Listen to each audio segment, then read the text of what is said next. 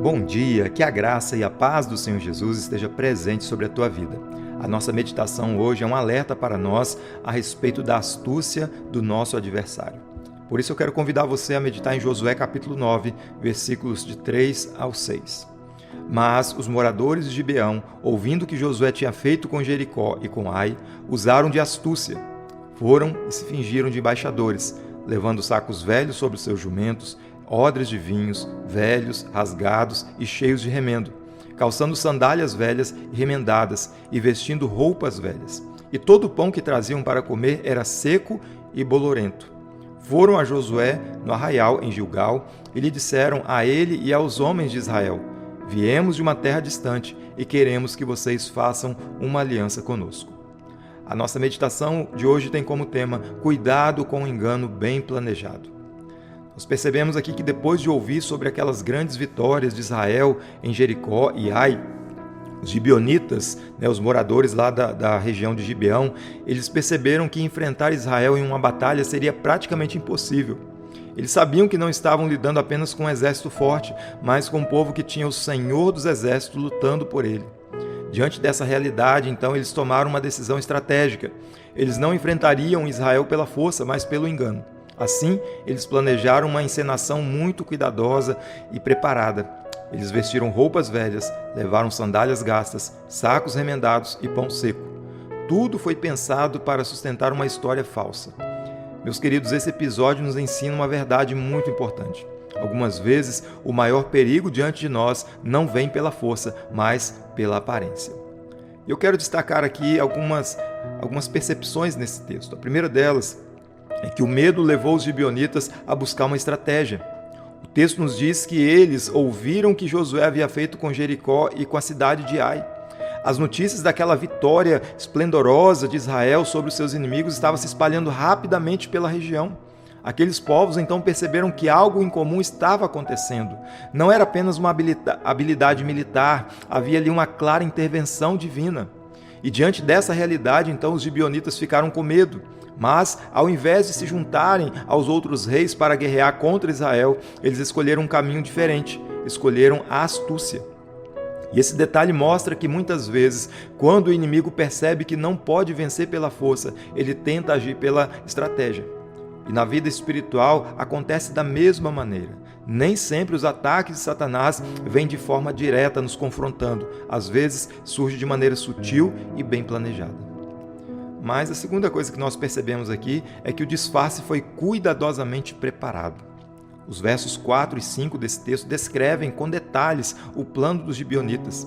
Eles pegaram lá aqueles sacos velhos para os seus jumentos, eles tomaram para si odres de vinho remendados, sandálias gastas e roupas envelhecidas, e até mesmo o pão que eles levaram estava seco e bolorento, diz o texto. Mas tudo aquilo fazia parte apenas de uma encenação. A ideia era parecer viajantes que haviam percorrido uma longa distância. E esse detalhe então revela que o engano foi planejado com muita atenção. Eles sabiam que precisavam convencer a Israel pela aparência. Isso nos ensina algo importante, que o engano raramente é improvisado. Muitas vezes ele é cuidadosamente construído para parecer verdadeiro. É por esse motivo que em nossa jornada de fé com o nosso Deus, nós precisamos aprender a olhar além da aparência e não ser levados por ela. Nem tudo que parece convincente corresponde à realidade. Mas em terceiro lugar, nós percebemos também nesse texto que a mentira foi apresentada com aparência de humildade. Nós lemos aqui no versículo 6, que quando eles chegaram ao acampamento de Israel, que estava lá em Gilgal, os gibeonitas se aproximaram de Josué e dos líderes com uma história muito bem preparada. Eles disseram que vinham de uma terra distante e pediram então que Israel fizesse com eles uma aliança. Nós podemos observar aqui como que esse pedido foi aparentemente com uma aparência de humildade. Na verdade, eles se apresentaram como estrangeiros cansados de uma longa viagem, buscando apenas paz e proteção, mas tudo aquilo ali era uma abordagem estratégica, bem elaborada para despertar a confiança do povo. Nós podemos aprender aqui também como que o engano ele pode se apresentar de maneira convincente e até mesmo aparentemente sincero. E aí nós podemos também perceber que na vida cristã, muitas vezes o erro ele não se apresenta como algo que é claramente errado. Pelo contrário, ele pode vir com uma aparência respeitável e até com palavras agradáveis para tentar nos seduzir. É por isso que nós precisamos estar sempre em vigilância total. Mas eu quero compartilhar aqui algumas aplicações práticas para nós. Primeiro, nem todo perigo aparece como ataque direto. Às vezes, ele vem disfarçado de uma boa oportunidade. Em segundo lugar, a aparência pode convencer os olhos, mas somente Deus é capaz de revelar a verdade que está no coração.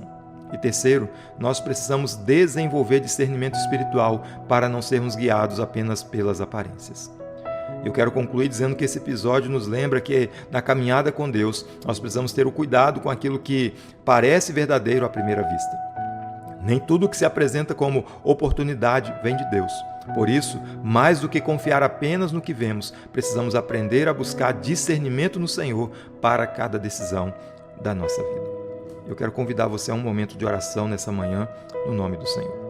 Pai querido, muito obrigado, Deus, pela Tua palavra. Estamos diante, ó Deus, de um texto que traz um alerta muito importante para a nossa vida, Pai. O perigo, ó Deus, de sermos seduzidos pelo engano do nosso adversário, Pai. Sabemos, ó Deus, que Satanás, ele é um estrategista. Sabemos, ó Deus, que ele age, ó Deus, na sutileza, muitas das vezes, ó Deus, na calada da noite, ó Deus, com planos bem elaborados, ó Deus, para tentar nos enganar, para tentar nos seduzir, ó Pai. Deus querido, mas que o nosso coração esteja atento, que a nossa mente esteja voltada à Tua palavra, que possamos, ó Deus, estar vigilantes, ó Deus, e que haja discernimento espiritual em nossas vidas, ó Pai, diante de oportunidades, diante de portas que muitas das vezes se abrem, ó Deus, à nossa frente, ó Deus. Muitas das vezes essas portas, essas oportunidades não vêm do Senhor, mas são estratégias elaboradas por Satanás para nos levar à queda, para nos levar à destruição, Pai. Gera em nós, ó Deus, sabedoria e graça para compreendermos os Teus planos, os Teus caminhos, ó Deus, para que possamos trilhar somente aquilo que o Senhor tem preparado para nós, ó Deus. Ajuda-nos, ó Pai, nesse dia, iluminando o nosso entendimento e abrindo o nosso coração para as verdades do Senhor. Nós oramos, ó Deus, pela vida dos nossos irmãos, pela vida dos enfermos. Oramos, ó Deus, por aqueles que estão nos campos missionários, ó Deus. Queremos, ó Deus, orar, Pai querido, especificamente também neste momento, pelo trabalho que está sendo desenvolvido lá em Parnaíba, lá no Piauí, Senhor. Pai querido, aqueles irmãos que estão ali, ó Deus, o pastor Fernando, a Irmandina, a Jenny, a Denise, ó Pai, e os outros irmãos que estão ali envolvidos naquela obra, Pai, que o Senhor possa sustentá-los com poder e graça, que aquela obra possa avançar, crescer para a glória do nome do Senhor, e ali, ó Deus, estabelecer uma igreja forte, uma igreja firme, firmada no Senhor e na Tua palavra, ó Deus.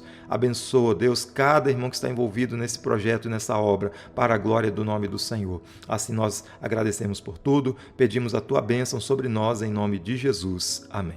Que Deus te abençoe, que esse seja um dia de bênção e paz na tua vida, para a glória do Senhor. Graça e paz.